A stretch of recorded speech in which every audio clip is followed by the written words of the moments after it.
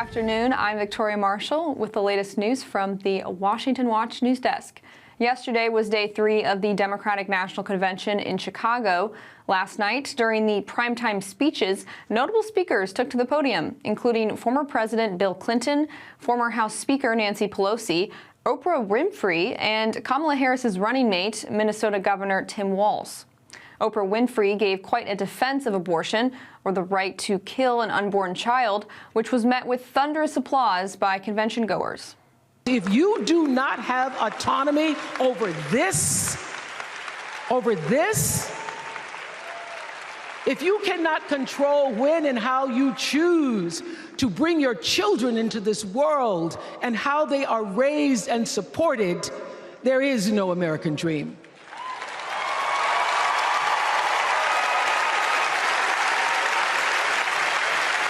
The women and men who are battling to keep us from going back to a time of desperation and shame and stone cold fear, they are the new freedom fighters. And make no mistake, they are the best of America. Minnesota Governor Tim Walz accepted the DNC's nomination as vice president last night. Walz pitched himself as a family man who, as governor, was passionate about cutting taxes for the middle class, putting workers first, and protecting women's so-called reproductive rights. We also protected reproductive freedom because in Minnesota, we respect our neighbors and the personal choices they make. And even if we wouldn't make those same choices for ourselves, we've got a golden rule. Mind your own business.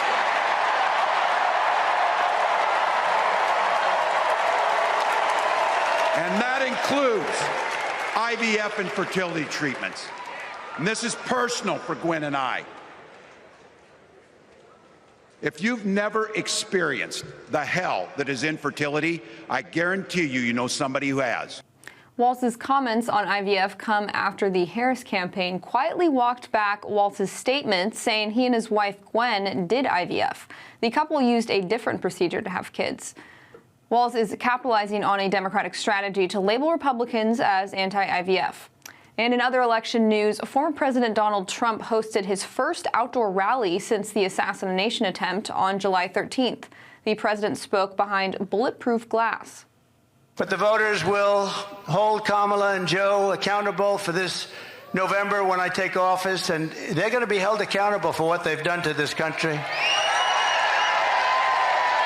Right? Thank you.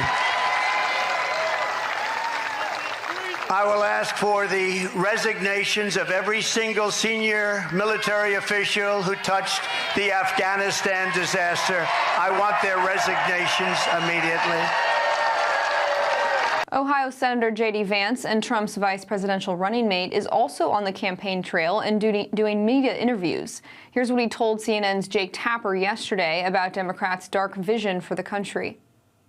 What you see from the Democrats is instead this argument that if you want to vote for Donald Trump because you want to change the direction of this country, you're somehow a bad person.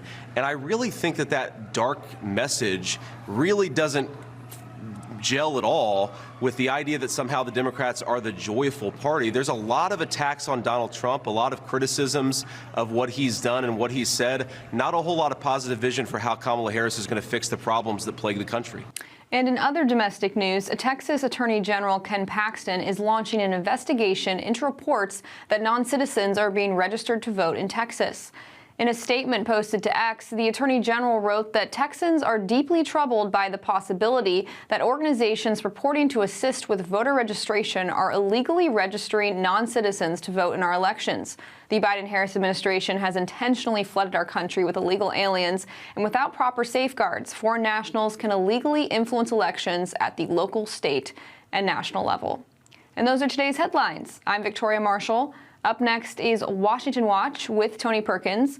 We'll see you tomorrow with more news.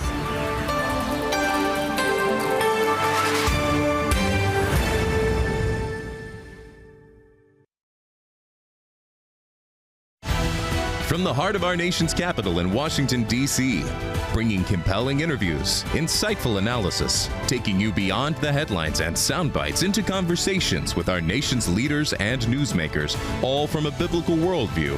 Sitting in for Tony is today's host, Jody Heiss. Well, good afternoon. Hope you're having a great day. Welcome to this Thursday edition of Washington Watch.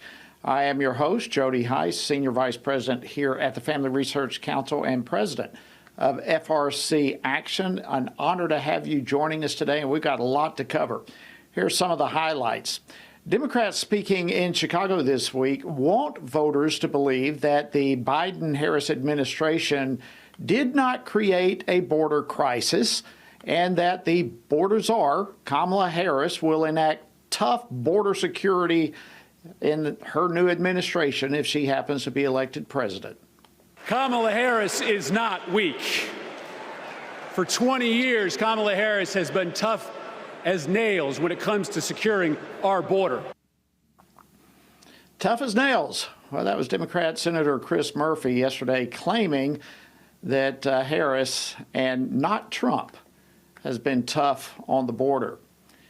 Well, this all comes as a shocking new report from the Department of Homeland Security reveals that the Biden-Harris administration has lost track of more than 300,000 children who crossed the border without their parents. Tennessee Congressman Tim Burchett will join me in just a few moments to discuss that. And while Democrats claim that the border security is certainly a concern, it's becoming increasingly apparent that their top priority remains abortion. If you do not have autonomy over this, if you cannot control when and how you choose to bring your children into this world and how they are raised and supported, there is no American dream. Wow, so that was Oprah last night, summing up her comments. No abortion on demand means no American dream. Unbelievable. Political commentator Kyle Campbell, the host of Politically Basic podcast, will join me to talk about that and how out of touch the Democratic Party is with younger generations.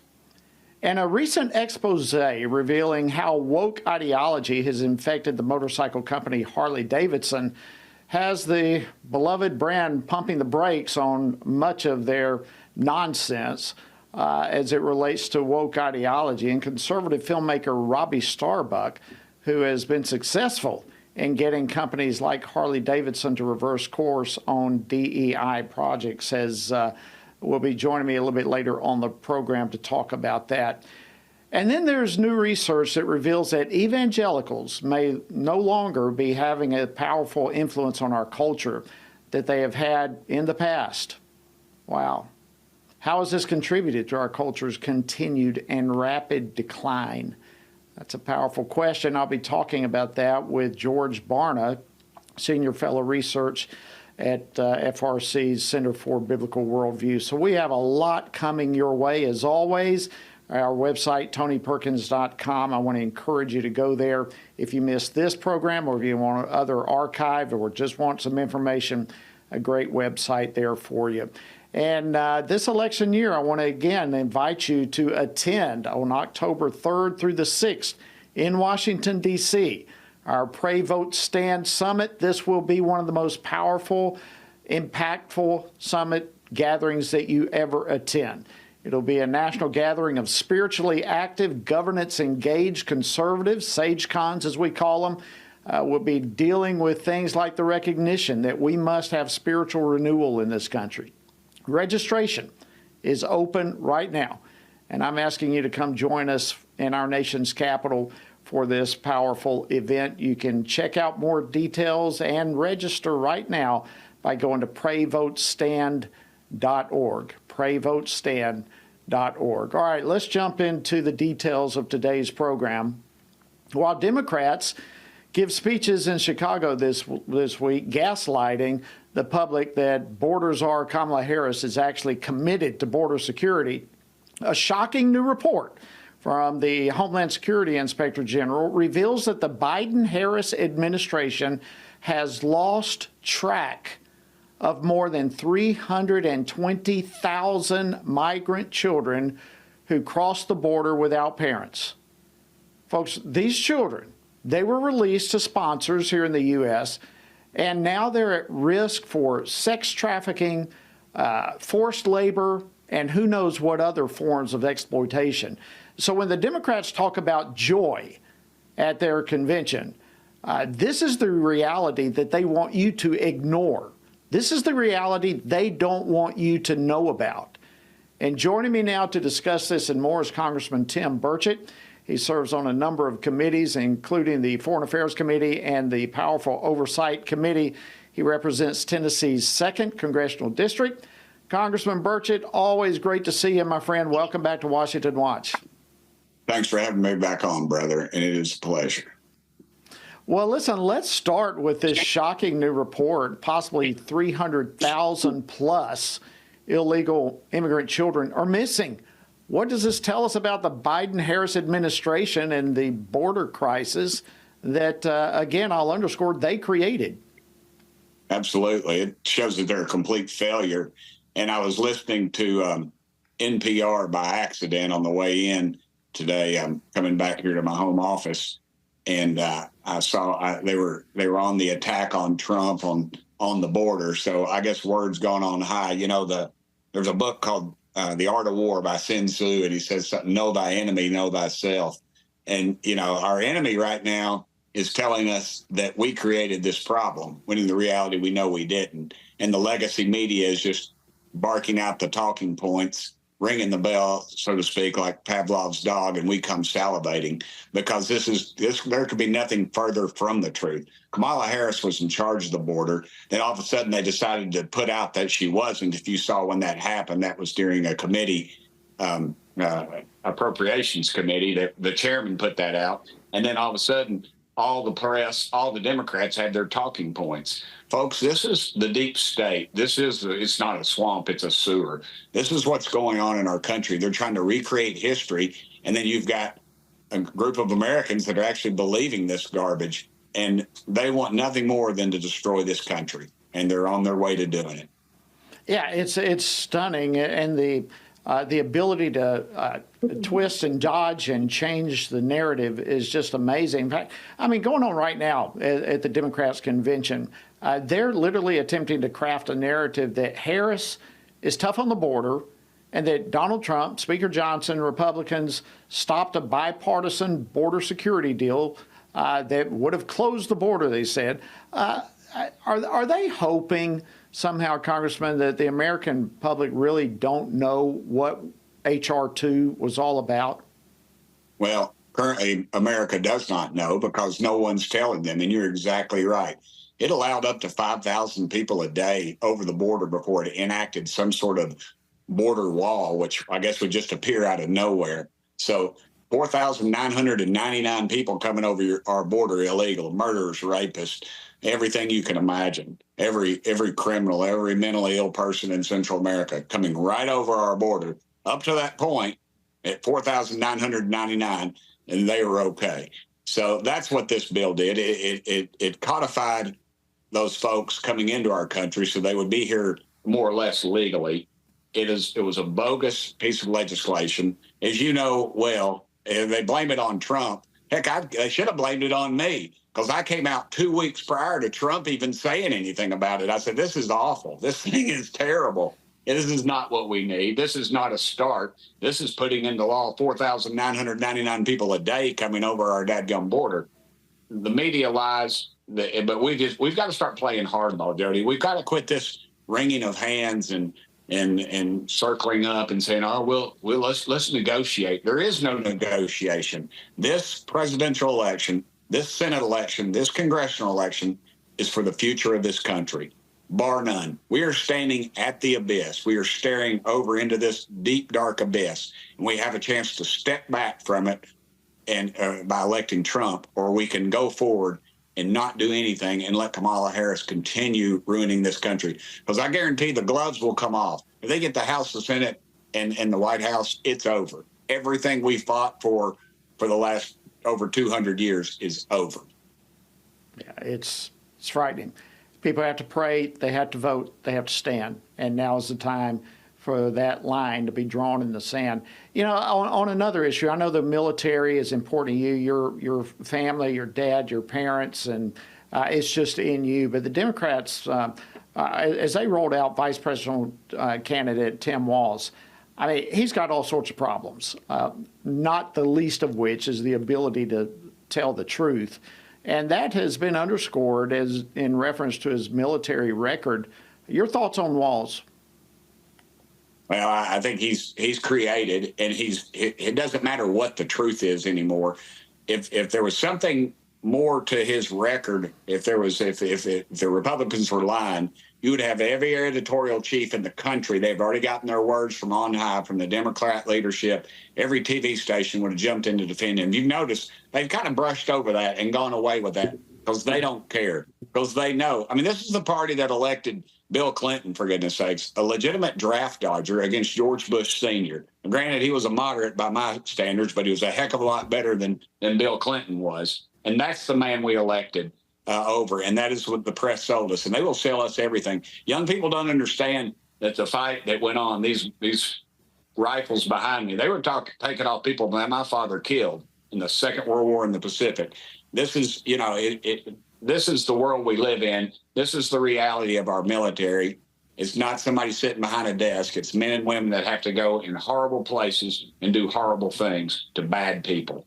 And when they candy coat this stuff and they push these people out and they're allowed to lie about their history, it spits in the face of people like my father. It spits in the face of my uncle, whose 48-star flag is in my office in Knoxville that was draped over his casket.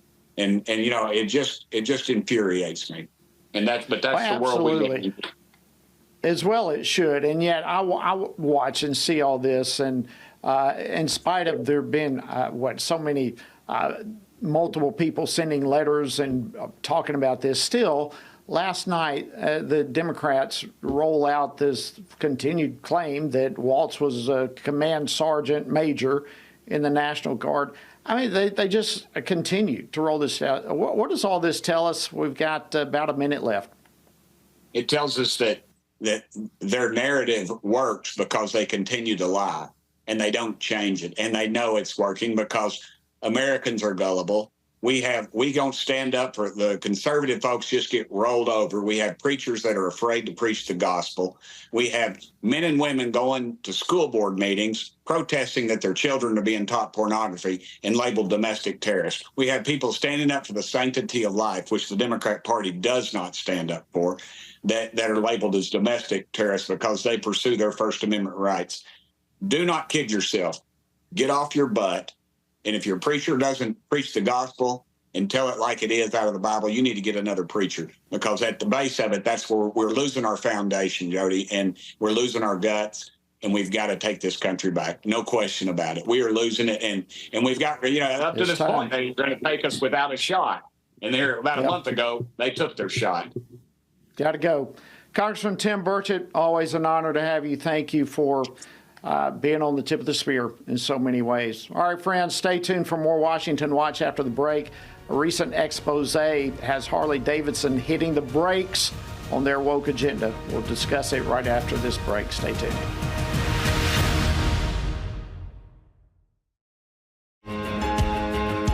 Download the new Stand Firm app for Apple and Android phones today and join a wonderful community of fellow believers. We've created a special place for you to access news from a biblical perspective, read and listen to daily devotionals, pray for current events, and more. Share the Stand Firm app with your friends, family, and church members, and stand firm everywhere you go. Hello, I'm Jody Heiss, president of FRC Action. Here in America, we thank God for the right to vote, and we can all agree on the importance of this upcoming election. Many of us want to support candidates who share our values, but we're not comfortable supporting the big national political organizations. Well, we have a solution for supporting candidates through FRC Action's Faith, Family, and Freedom Fund. Being a super PAC, It allows for unlimited individual and corporate donations, so we can endorse and fund campaigns for people who share our values. By giving to this fund, we're able to pull all of our contributions together and support and endorse like-minded candidates. That's how we move the needle. So let's be the best stewards possible and get the most out of our political contributions by uniting our efforts. For more information or to contribute, visit faithfamilyfreedomfund.org. Thank you so much, and God bless you.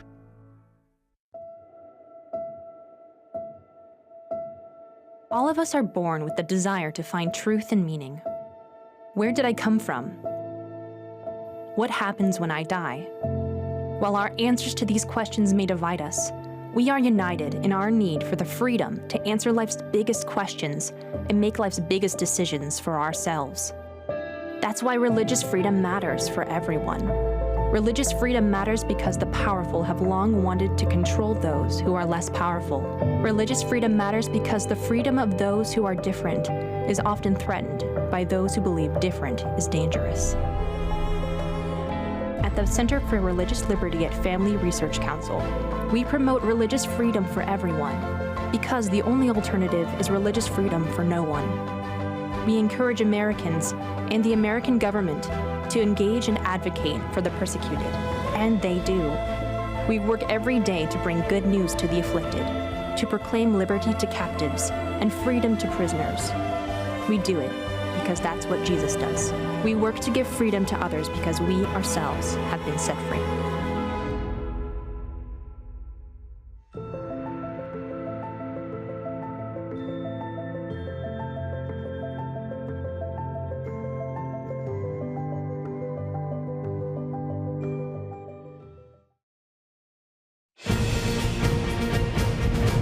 Good afternoon.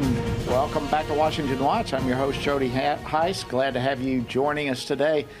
You know, after so many fed-up conservatives literally turned Bud Light into a national punchline last year, you would think that corporate CEOs would learn a lesson and retreat from all these woke marketing policies and internal policies and so forth. But as filmmaker Robbie Starbuck has revealed, even all-American brands like Tractor Supply Company, like John Deere, these corporations have been infected by DEI policies, by leftist campaign donations, by climate issues, by trans activism, and a host of other things. But we are seeing a reverse course, at least among some, in recent times. And one of those is the motorcycle manufacturer Harley-Davidson, which was one of the latest brands that Starbuck had his sights set on. And joining me now to discuss what he found at Harley-Davidson is filmmaker and host of the Robbie Starbuck Show, Robbie Starbuck himself. Thank you so much for joining us on the program. It's great to have you. Thanks, Jody. I appreciate it. This has been an incredible past few months taking down these companies. And I don't know if you saw before we came on the show today, I announced that Jack Daniels actually was supposed to be our next target after Harley-Davidson. And they preempted our video coming out because they knew that we had been looking into the company. And they put out an email, a statement to employees dropping all their DEI and woke policies as well before our video came out, which I think was incredibly smart on their part to go ahead and change those policies before their brand was destroyed over a period of a month of people getting to understand the types of values they had adopted. Amazing. Well, I'm not a huge fan of Jack Daniels, but I do want to get to that. Let's get to that here in just a few moments. Let's start, though, with Harley-Davidson. They obviously, likewise, have hit the brakes on what they were doing. Tell us what you found when you literally pulled back the curtain on Harley. Well, in every one of these companies, you find some commonalities that are just absolutely absurd. One of them is they seem like they've accepted becoming subservient to a group called the HRC. I'm not even going to say what that stands for because it's ludicrous to call themselves campaigners against, to fix human rights abuses, because that is the exact opposite in my mind of what they do. But the HRC created something called CEI scores. It's a corporate equality index.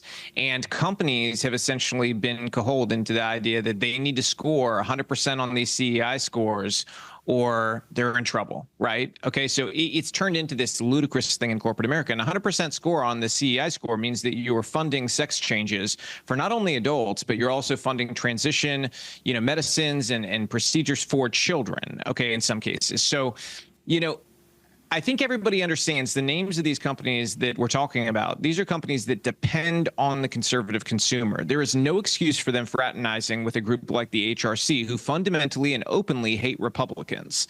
So that on just a very simple level, people understand. But beyond that, when you get into the corporate dynamics, they've got essentially clubs. They're called ERG groups. And ERG groups are focused essentially along identity politics. So you've got groups within the business, and their club is entirely about the type of sex they like, okay? That is just bizarre. I don't know about you, but when I was working, before I became an entrepreneur myself and ran my own businesses, when I was working, talking about sex at work was sexual harassment, and you were not supposed to do it. Now they've got clubs at these companies to essentially rally around the type of sex certain people like. So I think that, people need to know where their money's going, in essence. And with Harley, we found them funding a pride event where there was, a drag queen section where children could interact with them. And then they had something adjacent to that called a rage room for people to let out their rage. And then adjacent to that was play catch with the dad for the people who had daddy issues at that pride event.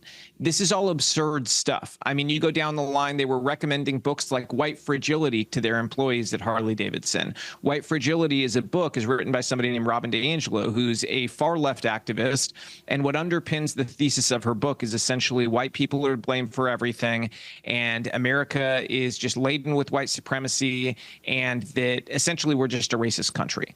And for a corporation, a major corporation that depends on the conservative consumer, to push this garbage on their employees and to use money that their hardworking consumers bring to that company in good faith, thinking they're supporting a great American company, and to turn around and use it to fund these woke causes is just absurd, and we can't have it anymore. And so, I've gotten a lot of credit from people for doing this, but to be honest, the credit goes to, I have a very large following, and the people have risen up. I've just given the information. I'm a megaphone, and they have taken it and run with it and held these companies responsible.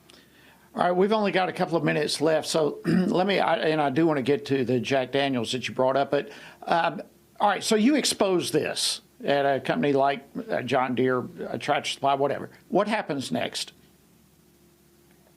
Well, we do it over a long period of time because the natural PR response to a story like this say, oh, let's wait for it to blow over. So we make sure it can't blow over. This is going to be a story for weeks, if not months, to make it very difficult for the company to ignore it. And the public sentiment is going to continue to go negative against them as a byproduct of people learning what's going on. So as part of that goes on, we also have an easy way for people to contact these companies. It's a one-click option through something called Citizen Caller. They're able to click to call or send an email to let the company know how they feel about them adopting these woke policies. This has been extremely effective. And then the companies turn around inevitably and always post a statement as they cancel their DEI and woke policies.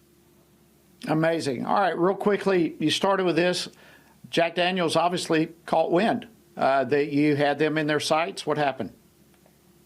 Yeah, we think they know they caught on because we intentionally look at the LinkedIn pages of all of the executives and, specific employees in HR and PR. And we do that to kind of let them know. It's kind of like a warning shot, like we are looking at you. And we think that that's probably why they had the meeting and decided to do this, because obviously they've seen the string of the companies making these announcements, and their email was designed almost exactly like the Harley statement, the Tractor Supply statement, with bullet points of we're changing this. And it includes all the things that we want from these companies. They're no longer engaging with the HRC CEI score. They're cutting the woke trainings. No more donations to events that don't have anything to do with the core business and core product. It's all about bringing a neutral environment back to the workplace and making work again. Imagine that. So it doesn't matter who you vote for and stuff. Like, work should just be a place where you do work, not a place where you argue about politics and social issues. Absolutely. Robbie Starbuck, host of the Robbie Starbuck Show. Awesome work. Incredible. Thank you so much for all you're doing, and thank you for sharing it here on Washington Watch with us. Thank you, Jody. Appreciate it.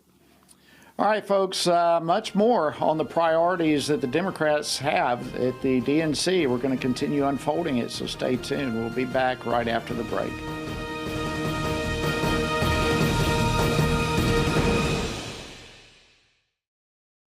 Everything we do begins as an idea. Before there can be acts of courage, there must be the belief that some things are worth sacrificing for. Before there can be marriage, there's the idea that man should not be alone. Before there was freedom, there was the idea that individuals are created equal. It's true that all ideas have consequences, but we're less aware that all consequences are the fruit of ideas. Before there was murder, there was hate. Before there was a Holocaust, there was the belief by some people that other people are undesirable. Our beliefs determine our behavior, and our beliefs about life's biggest questions determine our worldview. Where did I come from? Who decides what is right and wrong? What happens when I die? Our answers to these questions explain why people see the world so differently. Debates about abortion are really disagreements about where life gets its value. Debates over sexuality and gender and marriage are really disagreements about whether the rules are made by us or for us. What we think of as political debates are often much more than that. They're disagreements about the purpose of our lives and the source of truth.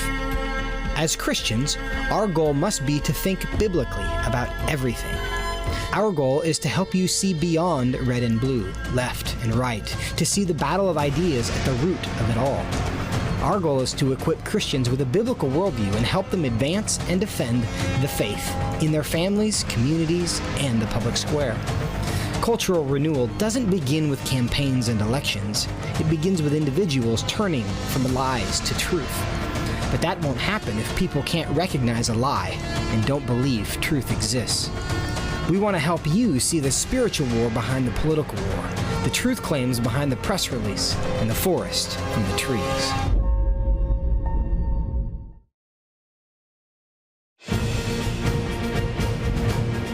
Good afternoon. Welcome back to Washington Watch. I'm your host, Jody Heiss. Thank you for joining us. Listen, by just a way of reminder, Vanessa Sivage, she was a former intern here at FRC, and the Texas Children's Hospital nurse who has just been fired last week because she exposed some illegal gender transition procedures that were taking place there on minors. If you would like to sign a petition to have her reinstated there at the hospital, you can help us by texting the word nurse to 67742. That's nurse to 67742. All right. A consistent theme at the Democrat National Convention this week, as we have been highlighting, is the complete and radical commitment the Democrats have to celebrating abortion. I mean, all you have to do is just look outside the building.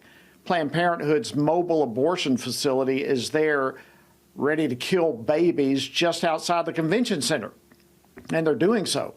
And then there's all the speeches that have taken place from the former president of Planned Parenthood to Oprah Winfrey. In fact, let's look at this clip. If you do not have autonomy over this, if you cannot control when and how you choose to bring your children into this world and how they are raised and supported, there is no American dream. No American dream without absolute abortion, all 9 months. Look, does this and other remarks like this that are coming out of the convention reveal just how out of touch the Democratic Party is with most Americans, particularly with the younger generation? Well, joining me now to discuss this and more is political commentator Kyle Campbell. She's the host of the podcast Politically Basic. Kyle, welcome back to Washington Watch. Always great to have you. Thank you. Hey, Jody, great to be with you today, and so much to talk about, so I'm really grateful to be on with you. Well, let's just jump right in. What does it say when abortion is what the Harris-Walz campaign is running on as much as any other priority, and there are so many other things to discuss, but abortion is the issue to them? Well, out of touch is right, and it's sad to see this, that abortion is really the only issue they feel like they can focus on right now. It's a distraction, but we can't be complacent in thinking that that's all they've got. It's an easy thing for them right now, for the Harris Walls campaign, to get us upset over the thought of a Trump-Vance administration putting a federal ban on abortion, which isn't true, right? And so they've kind of worked everybody up over this issue, made everyone terrified that somehow there's some freedom at risk or some right at risk that they're going to lose when that really isn't the case. And hearing from Oprah Winfrey, it was fascinating to me that she used the word control, right? Because that's what the left is salivating over, is control over every aspect of Americans' lives. Healthcare, economic, taxes, education, raising your children.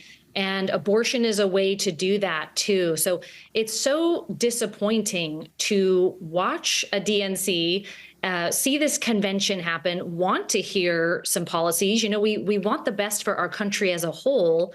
So we're dying to hear some decent policy. We're not getting any. And what we're getting is all of this fear mongering over things that aren't true. So it's really out of touch. It's not resonating with these younger generations at all either. Well, let's talk about that, because it wasn't just Oprah Winfrey. Cecile Richards, former president of Planned Parenthood, she was there. I mean, they continue pressing this mantra down the throats of all of us. But your focus is on millennials, on Gen Z. Did the Democratic Party reveal this week, and if so, in what ways? You just referenced it, but how out of touch are they with the younger generation? I was honestly shocked, Jody, I have to tell you. I mean, this is like how to run a presidential campaign into the ground in 10 steps, particularly with the younger generation. So it really goes back to that old adage of when people show you who they are, believe them. And they really showed us, particularly last night. They're trotting out the Clintons, the Bidens, Nancy Pelosi, and these people who are not young. They've been in politics for 1 million years. They're worth hundreds of millions of dollars. And then you bring Oprah out, who talks about, experiencing income equality. She's a billionaire. And you have younger generations, many of whom will vote for the first time this election, and they're facing a future that is extremely uncertain and really bleak in a lot of ways. We've got mental health issues coming from the stresses and concerns that they're dealing with. The marriage and birth rates are down. They can't afford rent. They can't even wrap their brains around a possibility of owning a home or starting a family or having a future. And here comes the DNC saying, like, you should be focusing on the loss of freedoms. Nobody's losing freedoms right now, and almost acting like Trump has been in office currently when their side has been in office. It's just completely missing the mark for younger generations. They want to hear solutions to all of this mountain and tidal wave of problems that they are facing, and they didn't hit on a single one. So I think they're more disengaged and feeling disconnected from the Democrat Party than ever. Well, I don't know of anyone who keeps a better pulse on all of this than you. And to have your description of what's happening and how the younger generation is responding is extremely valuable. Kyle, I want to thank you for joining us on Washington Watch. Thanks for continuing to have a powerful voice out there. We appreciate it. Thanks, Jody. Always good to be with you. Likewise. All right, friends, after the break, we've got much more to cover, and you don't want to miss what's coming your way. We've got the latest research from George Barna on the influence of Christians. You don't want to miss it. Stay tuned. We'll be right back.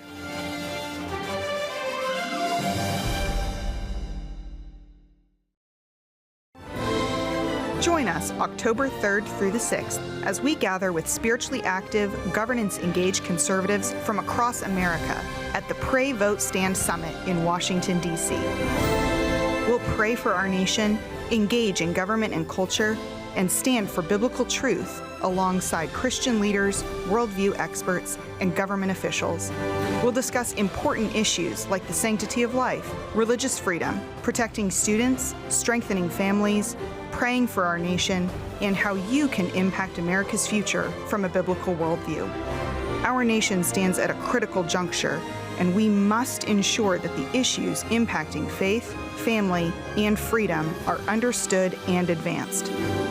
Register now at PrayVoteStand.org. That's PrayVoteStand.org.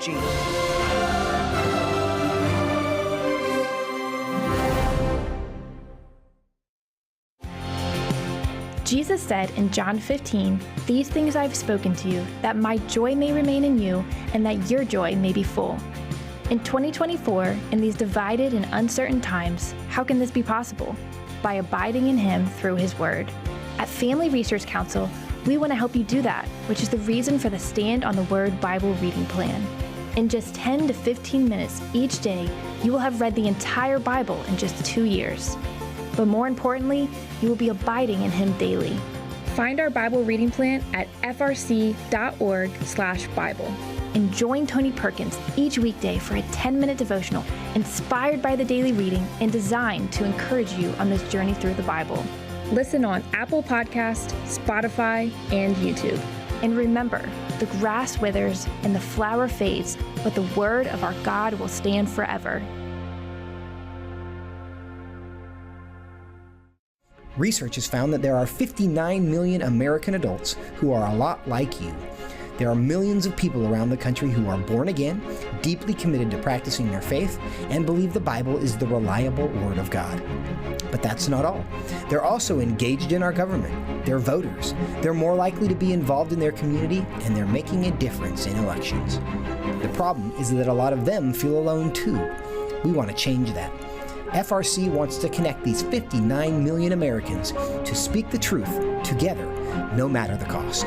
If you want to learn more about this group and what it means to be a spiritually active, governance-engaged conservative, or if you want to find out if you are one of these sage cons yourself, join us. Go to frc.org/SAGECON, SageCon, to learn more.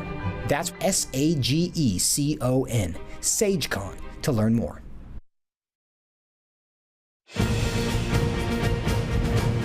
Welcome back to Washington Watch. Thank you so much for joining us. I'm your host, Jody Heiss. All right, just a reminder, the Pray Vote Stand Summit is going to be taking place October 3rd through the 6th in Washington, D.C. We would love for you to join us, and I guarantee you, you will be glad for doing so. I encourage you to check out PrayVoteStand.org for more information and to register today, PrayVoteStand.org. All right, there's new research from George Barna and the Cultural Research Center at Arizona Christian University. It is revealing that many perceived notions about evangelicals and their cultural and political influence are simply not matched by the latest data. Sadly, for example, most evangelicals do not possess a biblical worldview. Stunning. Only about a third of them do. The data also strongly suggests that evangelicals are more likely to be shaped by the culture around them than they are to influence or evangelize it. The results that all of this has had on our culture is just absolutely devastating. Joining me now to discuss this and his latest research is George Barna. He's the Director of Research at Arizona Christian University's Cultural Research Center, and he's the Senior Research Fellow at FRC's Center for Biblical Worldview. He's the author of many, many books, including Raising Spiritual Champions, Nurturing Your Child's Heart, Mind, and Soul. George, always good to see you. Welcome back to Washington Watch. Thanks so much. Good to be with you, Jody. All right, so let's just start with it. Walk us through what many people get wrong about evangelicals and their influence. Well, first of all, we have this idea that it's a huge group, and that's based on either bad research or journalistic indifference, where the assumption is that somewhere between 25 to 40% of adults in America can be considered to be evangelicals. Now, a lot of that comes from research that relies on people calling themselves evangelicals. Our research tends not to take people at face value with those kinds of labels. What we do is we figure out what the definition is, then ask people the components of the definition and put it together to see how many fit it. That's what we did here. So instead of finding that 25 to 40%, which would be upwards of 100 million people, that's a lot of voters out there. Well, what we find is that 10% of adults actually meet the theological criteria for what makes somebody an evangelical. So that's closer to maybe 25 million people. That's nothing to sneeze at. That's an important group, a potentially influential group, but it's not what we're led to believe. And of course, what happens these days is that this idea of Christian evangelicals is used to build fear in the minds and hearts of the voting public.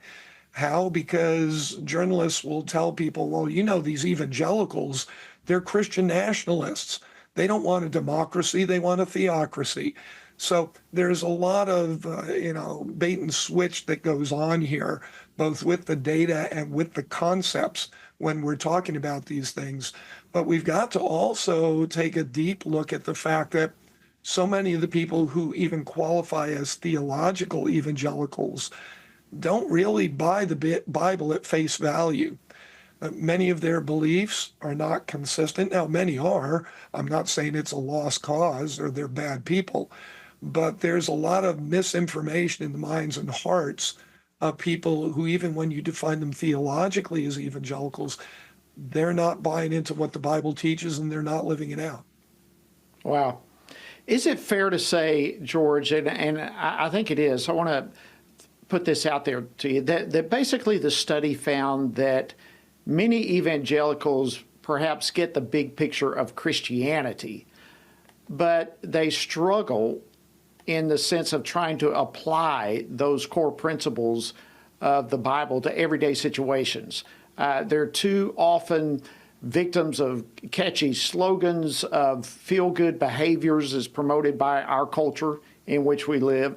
And all of that, of course, is propelled by a secular worldview. So how does all this play out in practice? Is that an accurate description?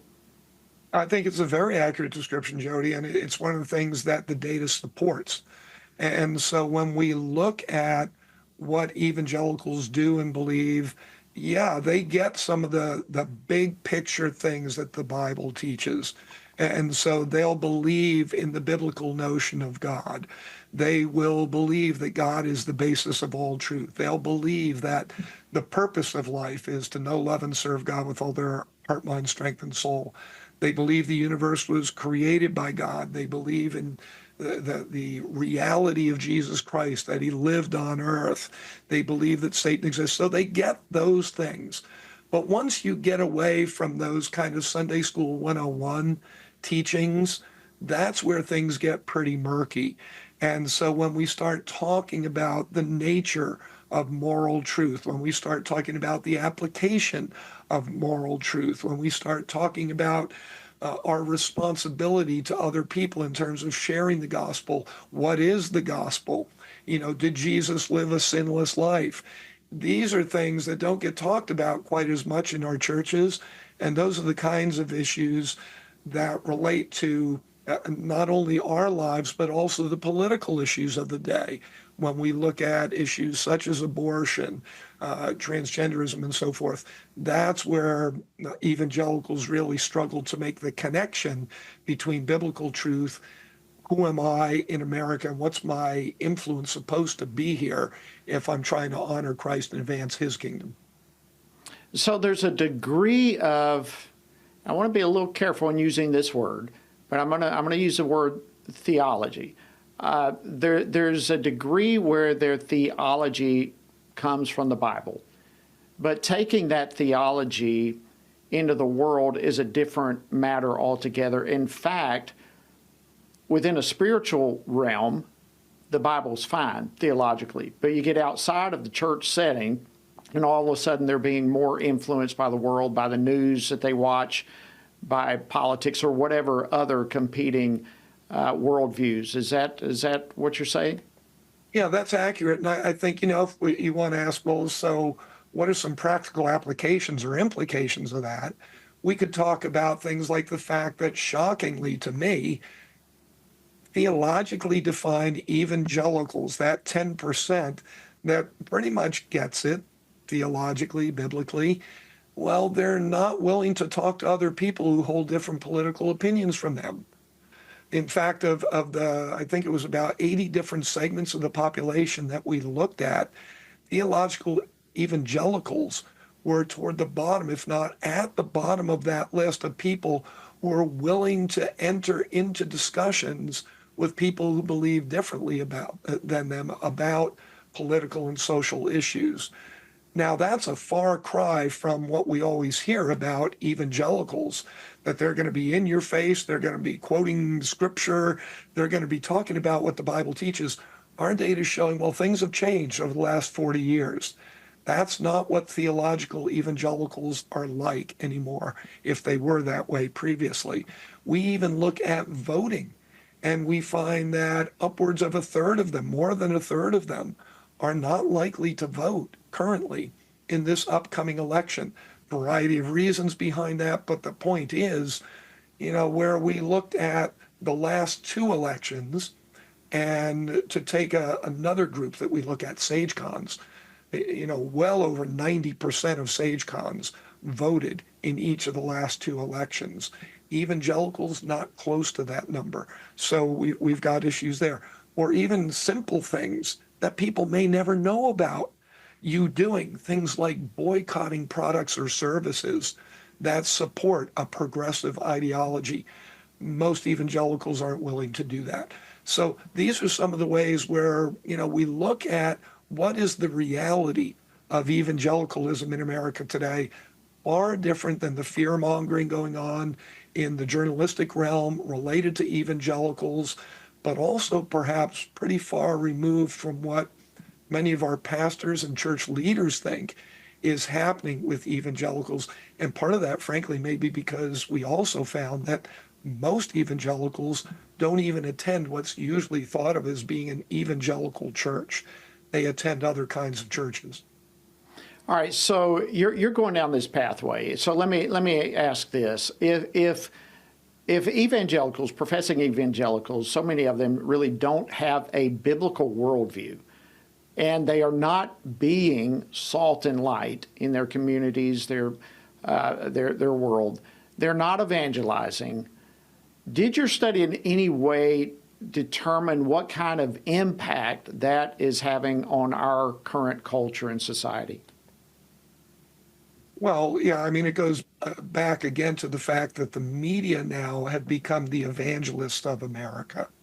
Rather than disciples of Jesus in that evangelical movement, going out and doing everything they can to share the love and the saving grace of Jesus with lost sinners, what's happening is evangelicals frequently are taking their cues from the media, but so is everybody else, because there's now an evangelistic vacuum in American society. Listen, if the followers of Jesus aren't willing to go out and talk about him, who's going to do it? Pastors tend not to do it as much as they used to from the pulpit. Now we've got the believers themselves not doing it. We know, sure as Sunday, that journalists aren't going to be the ones who are professing the gospel to America. So we've got some major issues that we've got to address. And maybe the best place to start is within our families. Our parents doing everything they can and should be doing to raise their children up to be spiritual champions, to hear the gospel, to know the gospel, to embrace the gospel, to live the gospel, to share the gospel. That's our job as parents and grandparents. Churches can support us in doing that, but it's got to start in the home. Well, I tell you, it's indescribably frightening to think that the media has become the new evangelists in America. Where that ultimately takes us is a horrifying thought. You mentioned a little while ago, George, about SageCons. Now, there may be some of our viewers listening right and on board with us right now who may not be familiar with that term. Spiritually active, governance engaged. Talk about the SageCons. Who are these people in relation to the definition of evangelicals that we're talking about? What's the difference? Who are the SageCons? Well, SageCons are different than evangelicals in that they are very upfront about believing that because they are so fully committed to following Jesus and to doing what he's called us to do and to become the kind of people he's called us to be. They believe that they should take their faith into every dimension of our culture. And so they vote at much higher rates than other people. They talk about issues with other people. They study the issues much more deeply. One of the things that came out of the research is theologically defined evangelicals are no different than anybody else in our culture when it comes to watching the news and current events related to politics and government. SageCon's totally different. They're on it every day. They understand the issues, the actors, the nuances. They get all of that, and they believe they need to be deeply involved in all of that. So are they saying, let me ask while you're going here, George, are they looking at the news and current events and so from a biblical perspective, or are they just engaged more? Both. What we know is that SageCons read the Bible consistently, and they try to apply the Bible to today's issues, to current events, to what political leaders are saying and doing. To them, that's vitally important because they know today's political leaders are major shapers of our culture. They have a dramatic level of influence on people's minds and hearts and souls, whether we want that to be the case or not. And so they're following that, they're tracking that, they want to influence that with biblical truth. Biblical truth is vitally important to SageCons. And when they vote, that's what they're concerned about, is how can we get biblical perspectives better represented in our public policies, in our laws, in our public institutions that we fund. So all of those kinds of things tend to distinguish SageCons from other groups of people, even evangelicals. So is this the 10 million or so that you were talking about, the evangelical, they say between 20 and 40%? You said it's much less than that when you use a more biblical understanding of evangelical. And you said somewhere in the ballpark of 10 million. Are those 10 million what we're looking at, more or less, being SageCons? Yeah, SageCons represent about 8% of the voting public. They are, or voting age public. That represents in our culture close to 20 million individuals. Evangelicals at 10% would represent close to 25 million individuals or so, but there's not a one-to-one overlap. That probably used to be the case 30, 40 years ago when I started doing all these kinds of measurements. There was a much deeper overlap between evangelicals and SageCons. But now there's a growing distinction between those two groups. And frankly, a lot of it is because theologically, evangelicals are not buying everything that the Bible has to sell. They're not willing to represent the kingdom of Christ with power and authority and confidence and consistency in the way that they used to. So we've got less than a minute. What's the greatest need for the Christian community in America today? Hey, sit back and take a deep and intense and realistic look at your own faith. In the scriptures, 6 times Jesus identified what it takes to be a disciple of his. So he talked about obeying biblical principles. He talked about loving other disciples. He talked about producing spiritual fruit. He talked about loving God far beyond anything else in your life. We're winding down, George. I know. I hate to cut you off, but time has run out. George Barna, awesome, as always, to talk to you. Thank you for your leadership on this incredibly critical topic. All right, folks, thanks for joining us on Washington Watch. We'll see you next time. Washington Watch with Tony Perkins is brought to you by Family Research Council and is entirely listener-supported. Portions of the show discussing candidates are brought to you by Family Research Council Action. For more information on anything you heard today, or to find out how you can partner with us in our ongoing efforts to promote faith, family, and freedom, visit TonyPerkins.com.